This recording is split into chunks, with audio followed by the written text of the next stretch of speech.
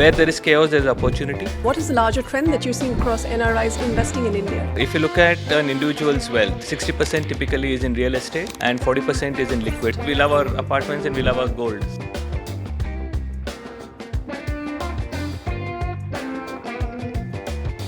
Hello everyone and welcome to this episode of Navigate with HSBC. Now with lucrative interest rates, government reforms like the RERA and of course India's great economic potential, NRIs are increasingly looking to invest in the real estate market back in India. But when you're trying to make that investment from so far without any expert guidance, the task may seem a bit daunting.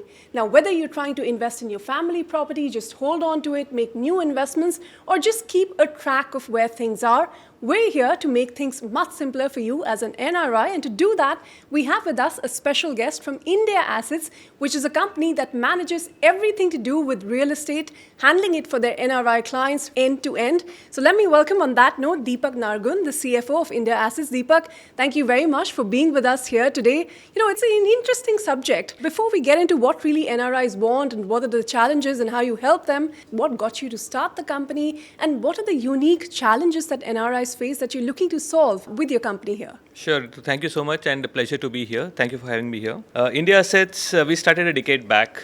And if you look at an individual's wealth, 60% typically is in real estate and 40% is in liquid financial assets.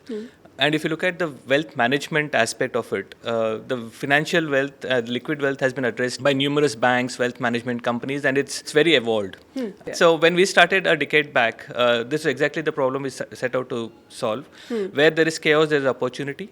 And so we said that because the founders came with banking experience, they knew lending and they knew the real estate wealth advisory needed a lot of professionalism to be injected. That's what led to the founding of Indiassetz. And so we had a great journey since then. All right. Then why don't you start by telling us why you think, despite all the ups and downs that the market has seen in all these years, India remains an attractive destination for the real estate market, specifically when we talk about NRIs? Yeah, so there's been a lot of systemic changes in the Indian regulatory framework, in the overall infrastructure. So we look at regulatory, demonetization, GST, introduction of GST, the RERA, introduction of RERA. So all of these have helped clean up the market to a large extent.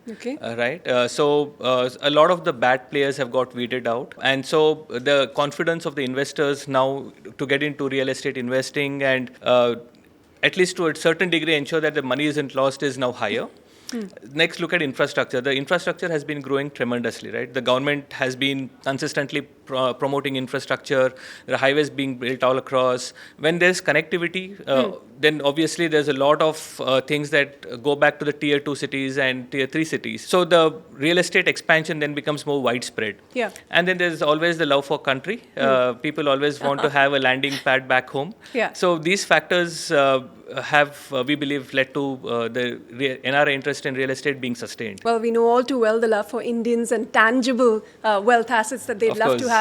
You know, you spoke about the need for infrastructure, the connectivity, all of that, which makes real estate more sort of attractive to people. But are there specific pockets in the country, specific markets where NRIs are specifically looking to put their money in? Or is it more driven by, like you said, their emotional state of being, their hometown, and so on and so forth? Yeah, so I would look at NRI investment or any investment in real estate in two pieces.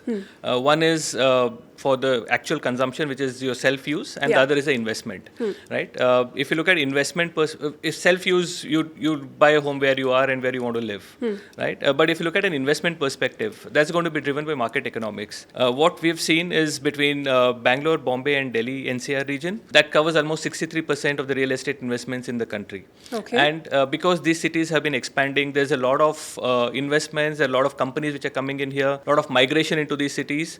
The return on investment of an NRI's property in these places is increasing. So these, of course, remain the top choice of cities. Then you have Hyderabad, which took a sort of a downturn last year, but we see it recovering now again. Then the second use case that we've seen is a lot of holiday homes, right? So anybody who has an investment in one of these big cities, the second property they want is always in Jaipur, Goa, because it's a tourist destination. So ROI considerations always drive decision towards other cities. Self-consumption is wherever they want to stay in. Interesting. I mean, so someone living in Bombay, for instance, would want to invest in what, Alibag Alibag or something of that absolutely, sort. Yeah. Okay, but what is the larger trend though? Are people looking to largely invest in these holiday homes? Are they looking at commercial properties? Are they looking at luxury pieces? Are they looking at only rental income? What is the larger trend that you're seeing across NRIs investing in India? Yeah, so when NRIs come to us for advice, we always try and understand what is the purpose of their investment. And what we've seen is for self-consumption, the NRI investment into luxury properties has gone up tremendously. Okay.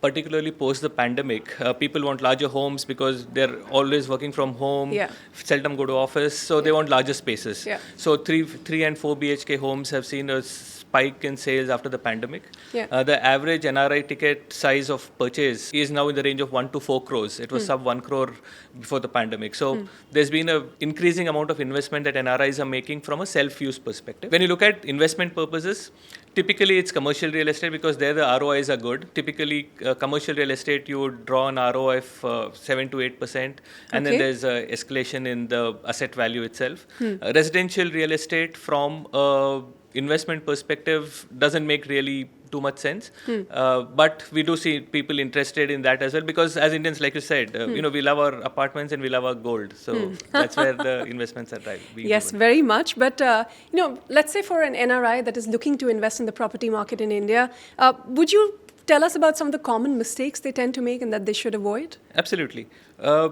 Despite all the regulatory changes that I mentioned earlier, real estate investment is still a complex process. Very much. Right from undertaking the due diligence, understanding the property, understanding the legal titles, the location. So all of that becomes very critical.